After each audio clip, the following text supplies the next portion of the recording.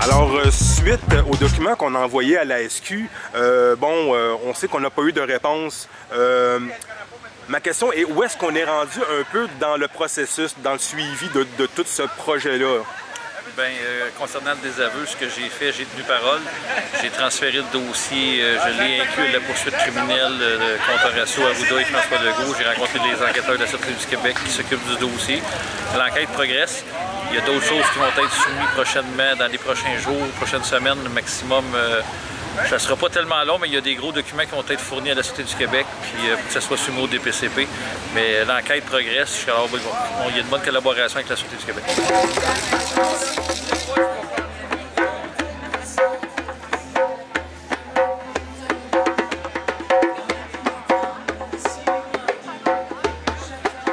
M'opposer aux mesures déraisonnables du gouvernement. Ça fait depuis le 22 juin qu'il y a presque plus de décès. La grippe niaiseuse, insignifiante, est finie. Ils ont déconfiné au mois de juin pour aller dans les restos, des centres d'achat. Pourquoi est-ce qu'ils reconfinent de nouveau maintenant quand il n'y a plus de morts? Il n'y a personne dans les hôpitaux, il n'y a personne qui souffre de ça. Alors, moi, je pense qu'ils veulent nous soumettre. Hein? Je suis pas sûre qu'on va avoir des élections en 2 ans pour pouvoir voter contre ce monde-là. Le 28 jours, là, ils vont nous renouveler 5-6 fois. Écoutez, en hiver, c'est la saison des grippes ordinaires. Hein? Tout le monde a une grippe à un moment donné. Mais comme on a des bons systèmes immunitaires, on passe au travers. Mais là, c'est l'excuse qu'ils vont se donner pour confiner jusqu'au mois d'avril prochain.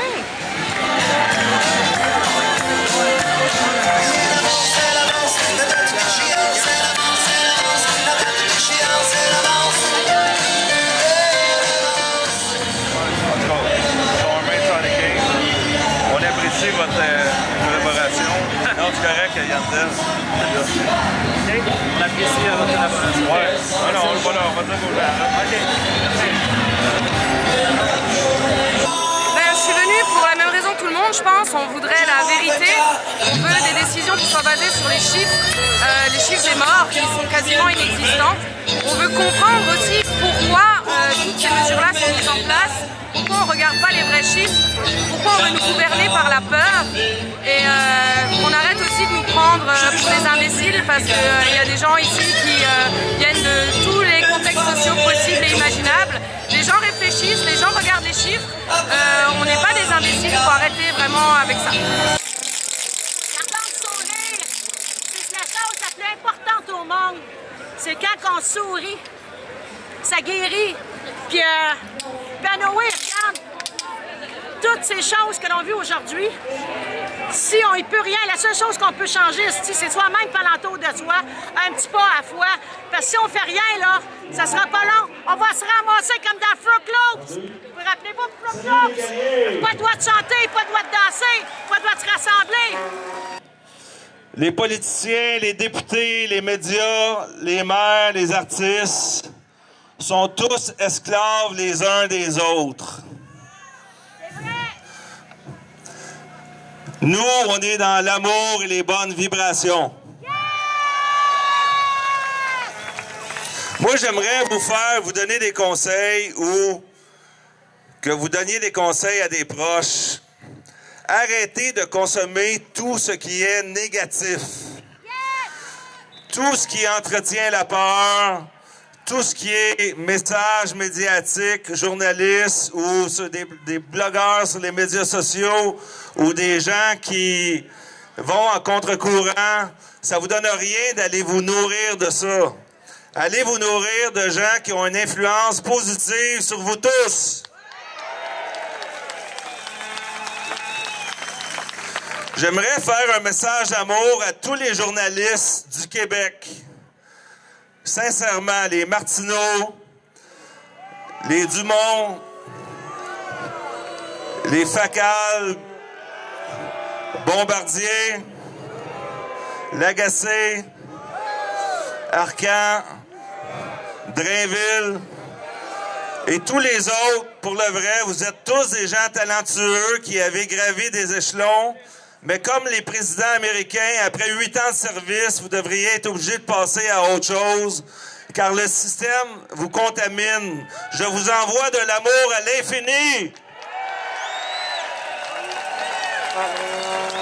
Il est important que chacun de nous continue de croire, de visualiser, de suivre des influenceurs positifs. Écrivez vos intentions et élevez tous et chacun votre fréquence. Suivre son intuition plutôt que la masse. Un peuple uni toujours sera vainqueur. Un peuple uni toujours sera vainqueur. Un peuple uni toujours sera vainqueur. Un peuple uni toujours sera vainqueur. Un peuple uni toujours sera vainqueur. On n'est pas des anti-masques. On respecte le monde. On respecte les pro-masques. On respecte les pro-vaccins. On a le droit de dire « Non, merci, je n'en veux pas ». Qui sont avec nous sont venus sur Terre pour vivre dans les bonnes vibrations. Le respect, la chaleur humaine, le partage, l'entraide, la paix et surtout dans l'amour avec un parfum de liberté.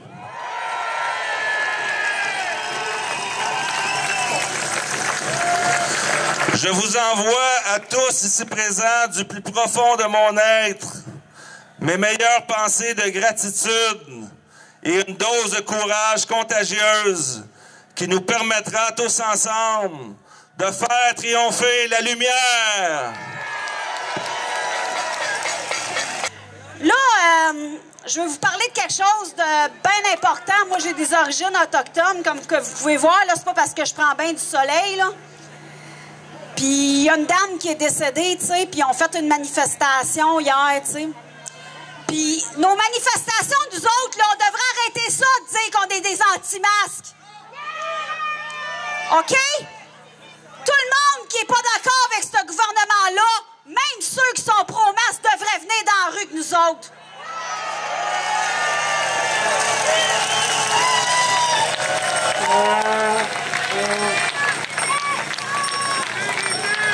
J'espère que les gens d'origine autochtone vont se lever et qu'ils n'accepteront pas qu'est-ce qui vient de se passer.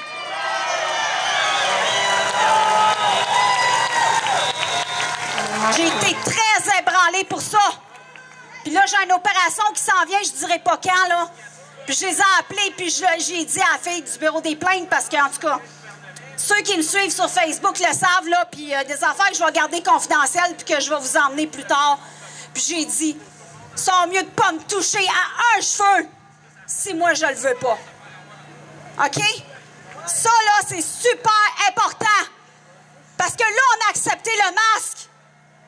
Puis on sait c'est quoi la prochaine étape, hein? C'est le vaccin. Puis ça passera pas. Va falloir qu'on se tienne et qu'on les sorte, nos casseroles.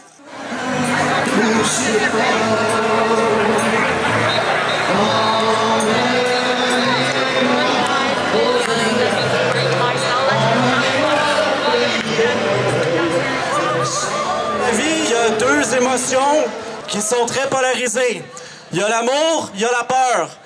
La plupart des énergies positives et des émotions positives viennent de l'amour. Et à l'inverse, les émotions et les énergies négatives viennent de la peur. Alors, je vous en prie, ne cédez pas à la peur. La peur, ça amène à prendre des mauvaises décisions. Il faut réfléchir à ce qu'on fait avant. Donc, c'est important de rester calme. Et ensemble, croyez-moi, on va s'en sortir. Moi, il y a beaucoup de gens qui me disent que la lumière a déjà gagné, puis j'y crois. La suite des événements. L'hiver, on ne sait pas qu'est-ce qui va se passer. Mais sachez que moi-même et tous les acolytes et les gens avec qui on collabore, différents groupes, je n'aimerai pas de nom, je n'aimerai pas de nom de mouvement, mais on va se battre jusqu'à notre dernier souffle, dans l'amour, dans l'harmonie et de façon pacifique. On est ici pour remettre en question la légitimité de l'état d'urgence sanitaire. L'état d'urgence sanitaire imposé par les gouvernements qu'on a ici, qui ont décidé de suivre les recommandations de l'Organisme mondial de la santé, qu'on pourrait peut-être plus appeler, comme dirait quelqu'un que j'apprécie beaucoup, l'Organisation mondiale de la maladie. Tu sais, ici, on a l'assurance maladie. On n'a pas l'assurance santé, on a l'assurance maladie. Est-ce qu'il assure notre maladie ou notre santé? C'est pas clair. Alors, l'urgence sanitaire repose sur une seule chose, les statistiques. Les cas d'infection, les cas d'hospitalisation et les décès. Ça fait plusieurs mois, au moins un mois et plus, qu'il n'y a eu aucun décès. Il fallait aplatir la courbe, là, c'est fait. T'aplatis la courbe. C'est fait. Alors, ils prévoyaient une deuxième vague. Mais il y a des grands experts à travers la planète qui n'ont pas de compte à rendre à les gouvernements, qui n'ont pas de compte à rendre à personne à part leurs valeurs intimes, leurs valeurs internes, qui sont des valeurs humanistes. Et ces gens-là disent que ça ne s'est jamais vu une deuxième vague d'un même type de coronavirus. Alors, je ne sais pas avec quelle boule de cristal est-ce qu'ils voient qu'il va y avoir une deuxième vague, mais là, on dit qu'il y a une hausse des nombres de cas. Pourquoi est-ce qu'il y a une hausse des nombres de cas? Parce qu'il y a plus de tests. Et la personne qui a conçu ces tests-là, apparemment, pour détecter la COVID-19, les tests PCR qu'ils appellent, le gars qui a conçu ces tests-là a dit « Je comprends pas pourquoi vous prenez ces tests-là pour détecter la COVID-19. Je ne les ai pas conçus pour ça. Ils sont juste conçus pour détecter un matériel génétique qui est plus ou moins présent dans chaque corps humain. Donc, quand on combat une infection, on déploie des anticorps pour attaquer, je ne suis pas scientifique, là, mais je vous le résume, je vais le vulgariser un peu. Donc, ça peut détecter les anticorps qui s'attaquent à l'ARN. Tu sais, parce que l'ADN, c'est ce qui constitue le génome humain. L'ARN, ça, c'est ce qui constitue les virus. C'est comme la chaîne moléculaire d'un virus, finalement. Alors, pourquoi est-ce qu'il y a plus de cas? On teste plus. Mais c'est que la plupart de ces tests-là, qui sont déclarés positifs, sont des faux positifs. Et en plus, ceux qui sont positifs, ben, on ne sait pas. C'est peut-être, vous avez combattu, je sais pas, tous les jours, il y a des microbes et des virus qui rentrent dans notre corps. Puis, quand tu développes pas de maladie, les asymptomatiques, c'est que tu es en santé. Normalement, tu n'aurais pas besoin d'un vaccin, tu sais. Fait que, qu'est-ce que ça veut dire? Qu'est-ce que ça veut dire, ça? C'est que les statistiques ne mentent pas, OK? On va se mettre d'accord sur une chose. Les statistiques ne mentent pas, mais on peut faire dire n'importe quoi aux statistiques. Et c'est là-dessus que repose l'état d'urgence sanitaire. Il n'y a aucun consensus scientifique sur la COVID-19. Il n'y a aucune preuve que ce virus-là a déjà posé ou pose encore un danger assez grand pour la population pour justifier toutes les mesures qui vont à des niveaux assez extrêmes jusqu'à maintenant pour contenir ce virus-là. Et ce que j'entends beaucoup de monde me dire, c'est qu'on observe beaucoup plus de décès par rapport aux suicides dû aux mesures d'urgence sanitaire, les faillites de commerce, tout ça. Les personnes âgées dans les CHSLD. Arruda a dit, il y a de toute façon 1000 morts par mois dans les CHSLD au début de la crise. Alors, il y a peut-être quelque chose qui a accéléré le processus. On se dirait le manque de soins. Pourquoi? Parce que les gens, les employés, ont eu tellement peur de retourner travailler à cause qu'ils nous vendaient la menace, ils nous vendaient la peur, ils nous vendaient les décès, la mort. Alors, ils ont eu peur de retourner travailler, ils se sont retrouvés en sous-effectif. Et il y a des gens qui sont morts tout seuls, dans leur piste puis dans leur merde, mais je veux pas accentuer sur le négatif. On va rester dans le positif, OK? Alors, c'est ça qu'il faut remettre en question, c'est les statistiques. Je le répète, les statistiques ne mentent pas, mais on peut faire dire n'importe quoi aux statistiques. Et l'OMS a dit, l'Organisme mondial de la santé a dit, les asymptomatiques, c'est bien important de faire la distinction, les asymptomatiques ne sont pas contagieux. Les présymptomatiques le sont. Et les décès et les cas d'infection par rapport aux recommandations de l'OMS avec le lien épidémiologique. Le lien épidémiologique, c'est s'il y a quelqu'un qui a été déclaré atteint du COVID-19 puis qui est passé par quelque part, même sans avoir eu de contact direct avec ces personnes-là, bien à ce moment-là, on calcule toutes les personnes avec lesquelles il a été en contact comme des cas. Alors, vous voyez à quel point les données peuvent être biaisées. On dit qu'il y a eu plus que 5000 morts de la COVID-19 au Québec, mais les preuves ne sont pas là. Ils ont interdit les autopsies. Il n'y a aucune preuve scientifique.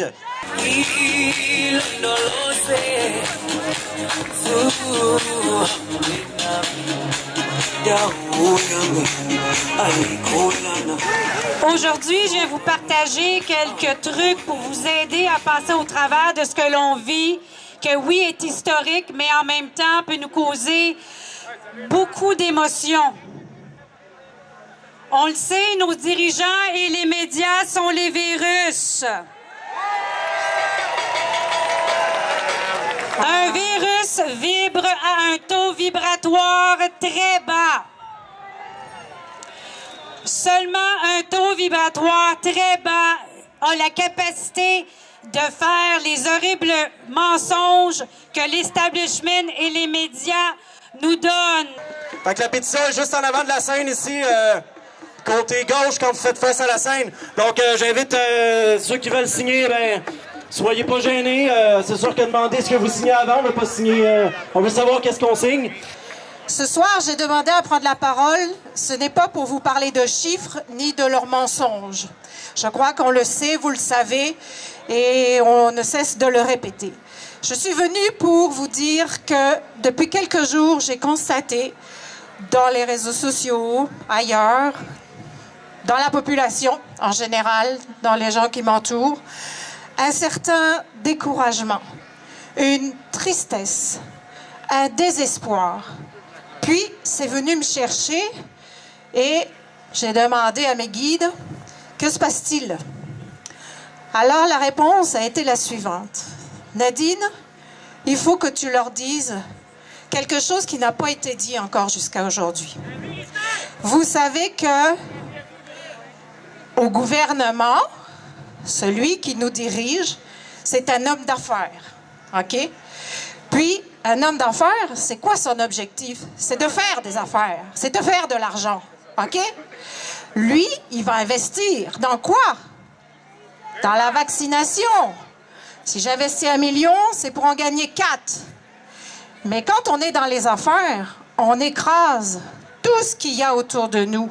On oublie qu'il y a des êtres humains autour de nous. On est prêt à passer au-dessus d'eux. Donc, ça suffit. On leur a tendu la main, on leur a lancé des messages, ils ne nous ont pas écoutés, ils ne nous considèrent pas, donc on leur dit « ça suffit ».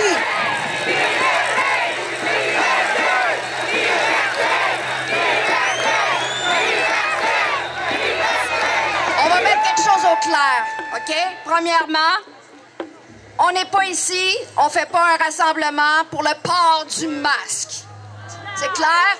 Si les médias sociaux sont ici, j'aimerais que vous arrêtiez de dire qu'on fait des manifestations pour le port du masque. Donc, le port du masque n'est pas la source première de nos manifestations. Arrêtez de focusser sur les gros titres qui souvent ne reflètent même pas la réalité. Nous militons contre les mesures sanitaires irrationnelles, excessives, abusives, contre la corruption, la falsification de données, contre le mensonge, contre la censure, contre la propagande de peur, contre des lois visant à offrir une immunité judiciaire et un pouvoir aveugle à un gouvernement corrompu!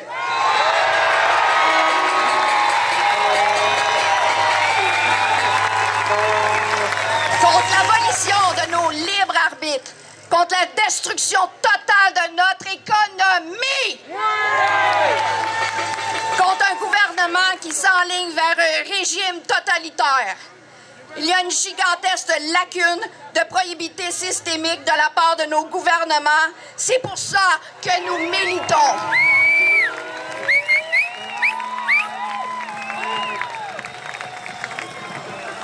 Bonsoir à tous. Je suis content de voir que vous êtes tous déplacés concernant les mesures abusives. En me promenant dans la foule, plusieurs personnes vous me demandez qu'est-ce qui arrive avec le désaveu. On n'a pas eu de réponse, donc j'ai tenu parole. J'ai transféré ça aux enquêteurs de la Sûreté du Québec dans le dossier d'Horacio Arruda et de François Legault. La rencontre a duré 1h30. Je peux pas vous donner trop d'informations afin de ne pas nuire à l'enquête. Par contre, on m'a demandé 2 déclarations assermentées d'experts qui vont être leur fournies dans les prochains jours, prochaines semaines, parce que j'ai contacté les experts et sont prêts à faire des rapports. Je dois faire mes devoirs comme il faut afin de prouver le mens rea, qui est l'intention criminelle de François Legault et d'Horacio Arruda. Le dossier est pris très au sérieux. Il y a des gens, puis je vous comprends tous, c'est la procédure judiciaire, c'est pas moi qui l'ai inventé, c'est des longues procédures. Par contre, le dossier il est pris au sérieux, puis je vous promets de le faire le plus rapidement possible. Là, présentement, on sait que Legault, il a confiné des régions à partir de ce soir. C'est un acte criminel qui prouve le mens rea, parce qu'il n'y a aucune raison valable de confiner Montréal, aucune valable de confiner Québec, aucune raison valable de confiner l'autre région qui est Chaudière-Appalaches, si je me trompe pas. C'est des actes criminels. Ils n'ont pas consulté les gens de la santé pour avoir donné leur opinion. Ils n'ont pas respecté les professionnels de la santé. C'est deux imbéciles qui ont pris le pouvoir puis qu'on doit leur enlever au plus vite.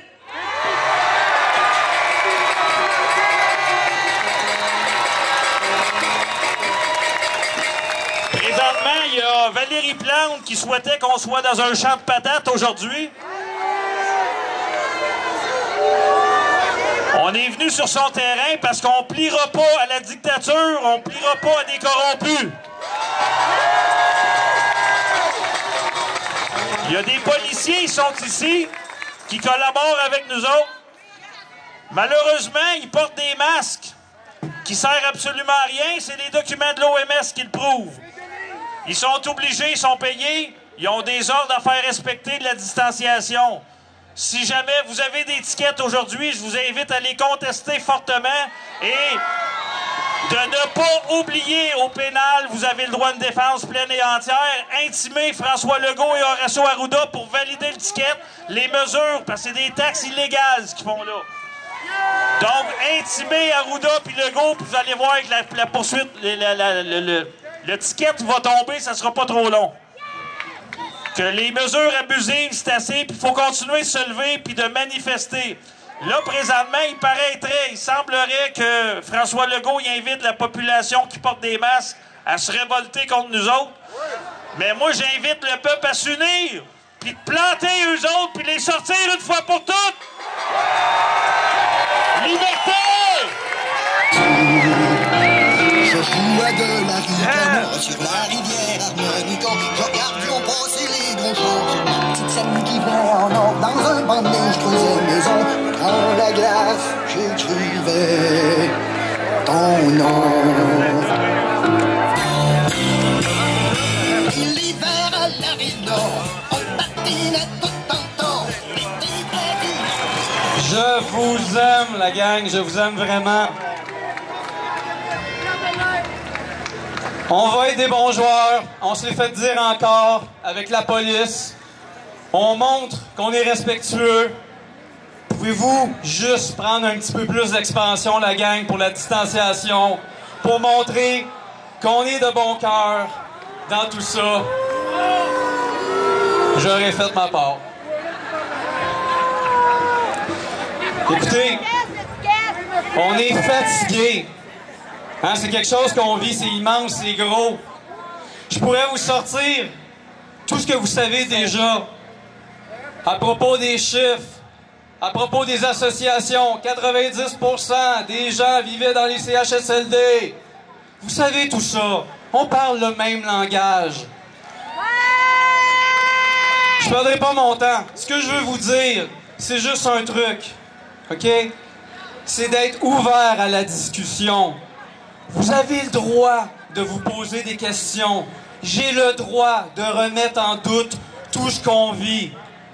J'ai le droit, nous avons le droit. Et on ne tombe pas dans la colère, on ne tombe pas dans l'attaque. Arrêtez d'attaquer les gens en les traitant de moutons, de moutruches, surtout comme ça. Ça nous aide pas. Ça nous aide pas. Ce qui est important, c'est juste d'être vulnérable puis montrer que nous avons aussi peur. Pour nous, c'est important de s'unir, d'être ensemble. Bon, ben Alexis me vole le show. Alexis! Alexis! Alexis! La visite surprise, mesdames, messieurs, pris dans des engagements personnels, Alexis Cossette-Trudel!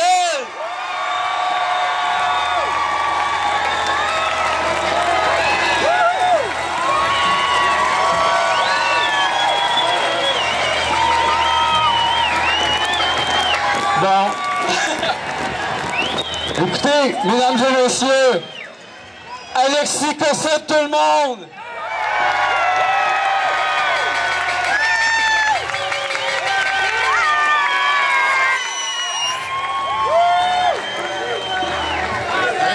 Arrêtez.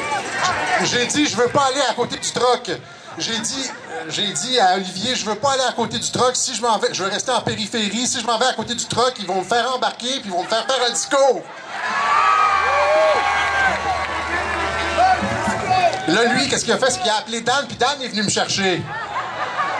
En tout cas, juste vous dire que ça fait plaisir de vous voir. Oui, le gouvernement a pris des mesures excessives qui n'ont plus rien à voir avec la réalité. Il va falloir réfléchir à la suite des choses pour le mouvement. Je vous trouve extrêmement courageux d'être ici ce soir en défiant l'ordre gouvernemental. Bravo!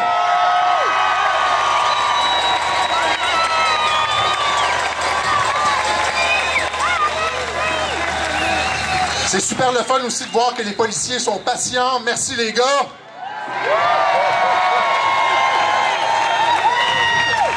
Alors c'est ça. J'ai pas d'autre chose à dire. On va essayer de continuer ce mouvement-là, continuer à faire triompher la vérité. À ce moment-ci, ce qui est super important, c'est de continuer à parler aux proches. C'est là, Legault, il dit que c'est dans les familles le problème, hein, que ça se développe, etc. Oui, parce que c'est dans les familles qu'on parle à nos proches puis qu'on les convainc. C'est là qu'il faut que ça se passe. Alors, ils veulent nous faire rentrer. Ils veulent nous faire rentrer, on rentrera pas comme ils veulent, mais ce qu'on va faire surtout, c'est qu'on va continuer à parler dans les familles. Merci beaucoup. Il y a plein de gens qui viennent me voir dans les rassemblements, encore une fois, pour me dire merci d'être là, merci de faire ce que tu fais. Mais vous le savez pas, mais moi, aujourd'hui, je suis venu chercher votre énergie. Merci de venir me voir, merci de venir me serrer la main, merci.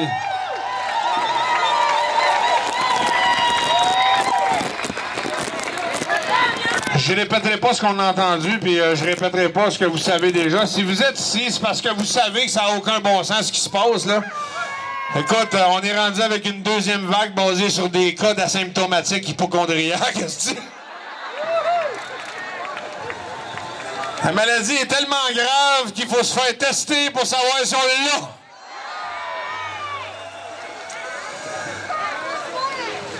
Mais c'est pas de ça que je veux te parler. Moi, je veux te parler de la détresse en ce moment. Écoute, à chaque année, déjà, septembre, octobre, novembre, décembre, c'est des mois qui sont durs pour l'être humain. C'est des mois qui sont durs pour nous autres. Les journées raccourcissent, on s'en retourne en dedans. Il faut chauffer le poêle, il va faire fret. C'est déjà dur. C'est déjà une période émotivement chargée. C'est déjà une période qui est dure pour les gens qui sont perturbés. C'est difficile. Cette année, ça s'annonce pour être encore plus difficile. Je m'excuse d'être réel, mais c'est ça la réalité. Je suis ici pour vous rappeler de continuer d'être un peuple de tricotés serrés.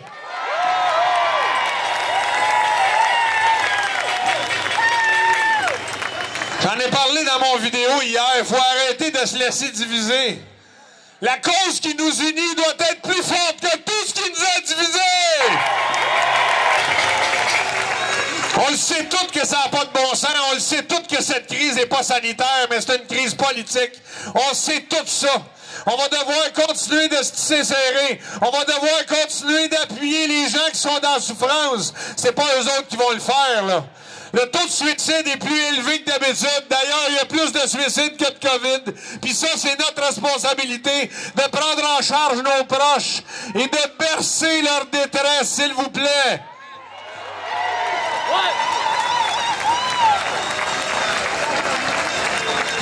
À partir de minuit à soir, c'est pas les cas de COVID qui vont augmenter. C'est encore une fois les faillites au Québec.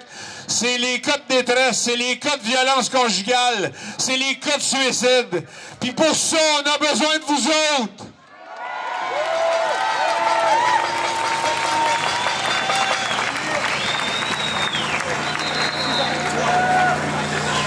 Je manque de mots parce que je suis ému. J'ai l'impression d'être à la dernière journée d'un mouvement parce qu'à partir de minuit, il y a beaucoup de choses qui vont changer. Ils ont voulu nous serrer à la vis, puis ils sont en train de la serrer. On a eu la preuve. Écoute, oui, les agents de la paix font la job qu'ils ont à faire, là, mais on sait très bien qu'ils reçoivent des ordres d'ailleurs. Puis en ce moment, ils jouent avec la peur du ticket et non avec la peur de la maladie. On est enclin à toucher des étiquettes de sommes faramineuses parce qu'on veut vivre une vie normale. Ça n'a aucun bon sens, j'adhérerai jamais à ça. En cette veille de 1er octobre, que je m'amuse à dire 1er octobre de l'an 1, parce qu'en cette année, il y a des choses qui ont commencé à changer, il y a des gens qui ont commencé à se réveiller, il y a de plus en plus de gens qui commencent à voir clair. Moi, il y a des gens qui m'ont envoyé chier il y a 15 ans, puis ils m'appellent cette année pour s'excuser, pour me dire « Je m'excuse, tu avais raison, maintenant on le voit ».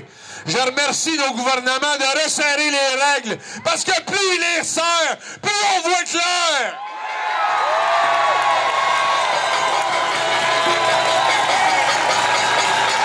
On a la responsabilité d'aller chercher les gens qui sont en détresse pour les embarquer dans notre mouvement. On a la responsabilité d'aller chercher les gens qui vont faire faillite à partir de demain matin pour les embarquer avec nous autres. Pour continuer de dire non!